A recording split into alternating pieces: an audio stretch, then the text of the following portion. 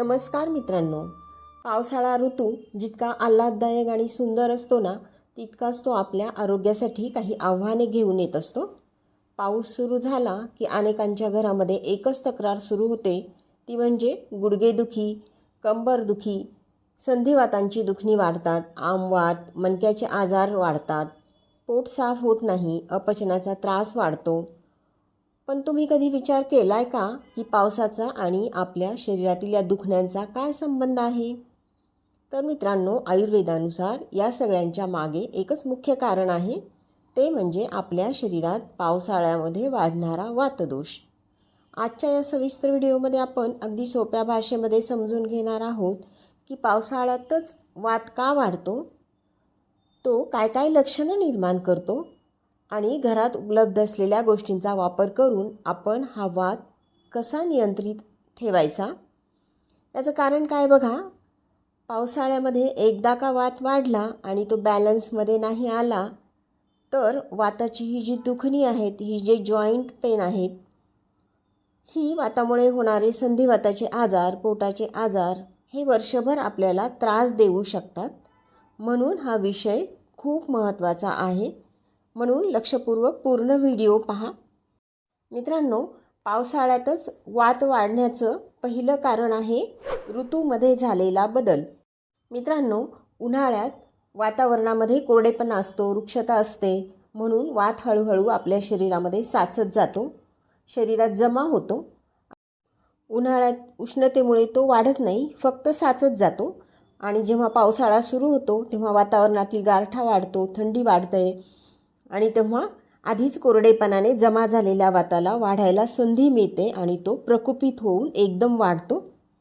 मित्रांनो, दुसरं कारण आहे वातावरणातील बदल.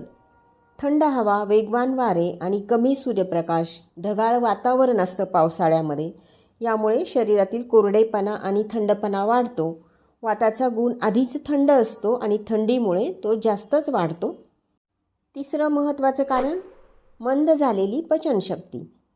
पावसाळ्यातील थंड वातावरणाचा परिणाम होऊन आपली पचनशक्ती मंदावलेली असते. म्हणजे बघा, एकीकडे वात वाढलाय, दुसरीकडे पचन मंद झालंय आणि आयुर्वेदानुसार रोगे सर्वे अपि मंदग्नौ असं म्हटलेलं आहे.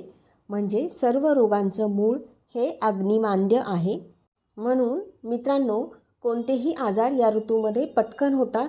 मग साथीचे आजार असतील किंवा संधिवातासारखे, सांधेदुखीसारखे वाताचे आजार असतील किंवा इतर कोणतेही आजार पावसाळ्यात जास्त होतात. त्यामध्ये वाताचे आजार मात्र जास्त प्रमाणात होतात. तर हा वाढलेला वात शरीरामध्ये कोणकोणती लक्षणे निर्माण करतो? तर मित्रांनो, त्याआधी वळूयात एका अशा प्रश्नाकडे ज्याचं उत्तर बहुतांश लोकांना माहिती नसतं. तर हा प्रश्न आहे, वात शरीरात मुख्यतः कुठे राहतो? त्याचं मुख्य स्थान आपल्या शरीरात नेमकं कोणतं आहे? ऑप्शन आहेत. ऑप्शन ए डोकं, बी छाती, सी मोठे आतडे किंवा पक्वाशय, डी कान. मित्रांनो, या प्रश्नाचं उत्तर कमेंट करा आणि याचं उत्तर आपण व्हिडिओमध्ये पुढे पाहणारच आहोत. तर मित्रांनो, वात आपल्या शरीरात वाढला आहे हे कसं ओळखायचं? यासाठी आयुर्वेदात एक श्लोक आलेला आहे, वाता धृते नास्ती रुजा. म्हणजे शरीरातील कोणतंही दुखणं, वेदना हे वाताशिवाय असूच शकत नाही. म्हणून तुमच्या शरीरात कुठेही दुखत असेल तर त्याला कारणीभूत हा वाढलेला वातच असतो, हे निश्चित आहे. म्हणजे बघा, तुमची मान दुखत असेल, डोकं दुखत असेल, पाठदुखी, पोटदुखी, कानात आवाज येणे, कान दुखणे, ही सर्व लक्षणे शरीरात वात वाढल्याची आहेत. याशिवाय कंबरदुखी, मणक्याचे आजार, मणक्यात गॅप असणे, मणक्यातील गादी सरकणे, मणक्यांची झीज होणे, मणक्याची नस दबणे, त्याचं दुखणं असेल तर हे सगळं सुद्धा वात वाढल्याचं लक्षण आहे. गुडघे दुखणं, सुजणं, कंबरदुखी, चालताना पायात गोळे येणं, लंगडत चालणं, कंबर गळून जाणं, अवसान नसल्यासारखं होणं, हे देखील वात वाढल्याचं लक्षण आहे. मांड्या, पोटऱ्या दुखणं, घोटे सुजणं, दुखणं, टाचदुखी, ही सगळी वाताची लक्षणे आहेत. अंग दुखणं, हाडं दुखणं, सांधे दुखणं, यासाठी तुम्ही गोळ्या घेता.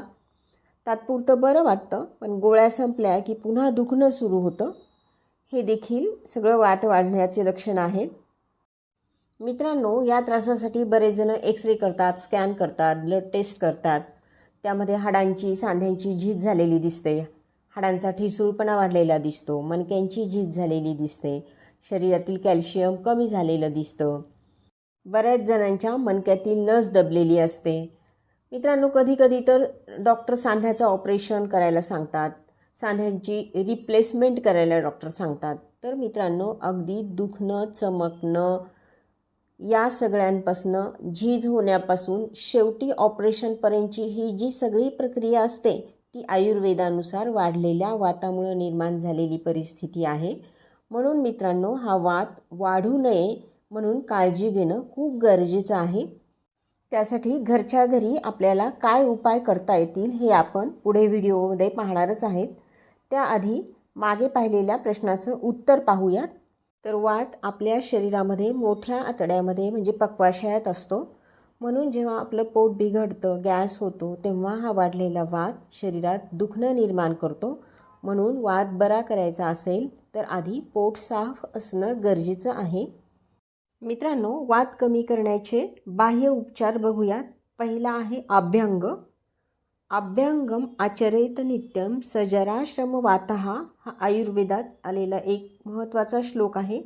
म्हणजे वात नष्ट करण्यासाठी अभ्यंग हा उत्तम पर्याय आहे आणि तो रोज केला पाहिजे. अभ्यंग म्हणजे काय, तर सगळ्या शरीराला तेल लावून स्नेहन करणे.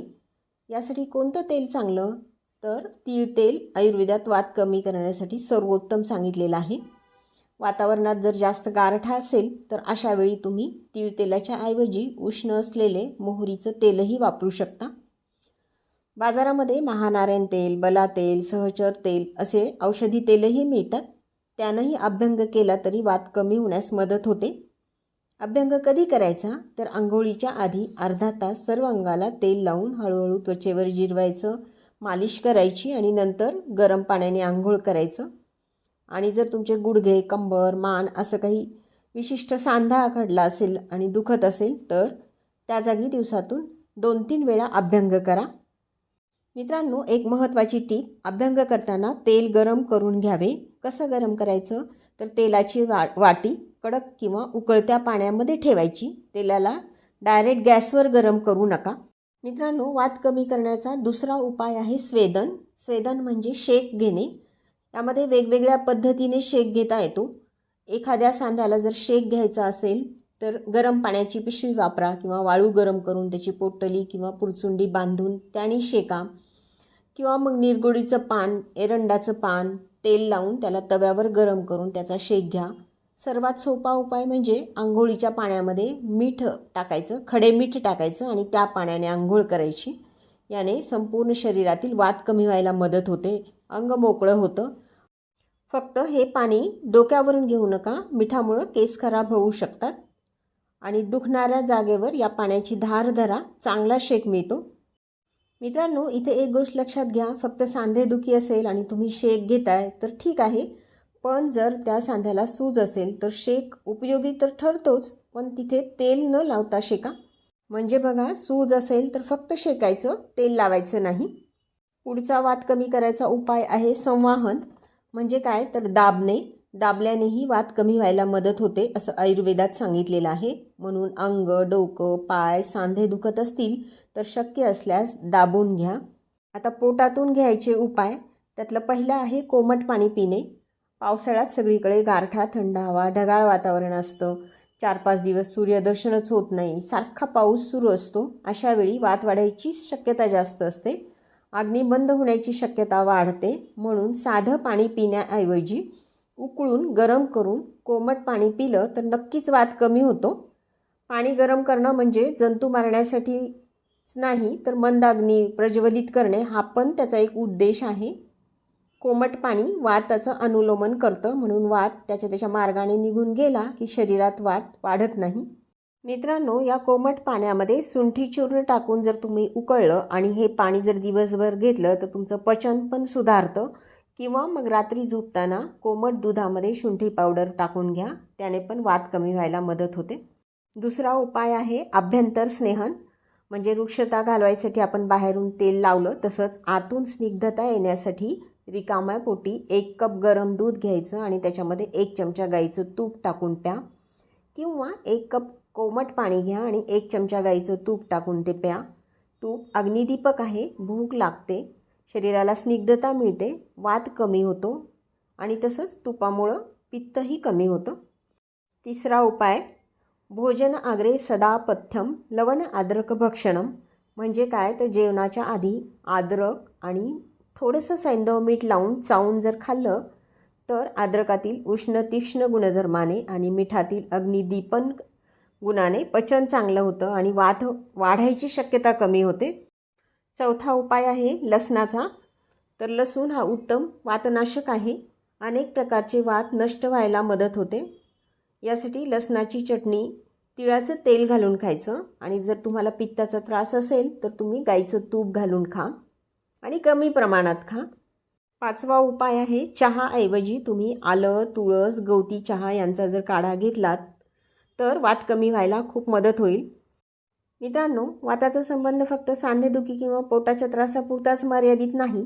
जर तुमचं मन खूप चंचल असेल, डोक्यात सारखे सारखे काही ना काहीतरी विचार येत असतील, रात्रीची झोप येत नसेल, तर यासाठी आयुर्वेदामध्ये पादाभ्यंग हा एक अतिशय चांगला उपचार आहे. रात्री झोपताना कोमट तीळ तेलाने दोन्ही पायांना चांगला अभ्यंग करा. यामुळं तुम्हाला चांगली झोप येईल आणि वाढलेला वातही तुमचा कमी व्हायला मदत होईल. मित्रांनो, निसर्गाच्या बदलत्या चक्रानुसार आपल्या राहणीमानात, आपल्या आहारात जर थोडे बदल केले तर घरगुती उपायांचा वापर करून आपल्या शरीरातील वात आपल्याला नियंत्रणात आणता येतो. मित्रांनो, व्हिडिओ आवडला असेल तर व्हिडिओला लाईक करा, शेअर करा आणि असेच आरोग्यदायी व्हिडिओ पाहण्यासाठी चॅनलला सबस्क्राईब करा. धन्यवाद.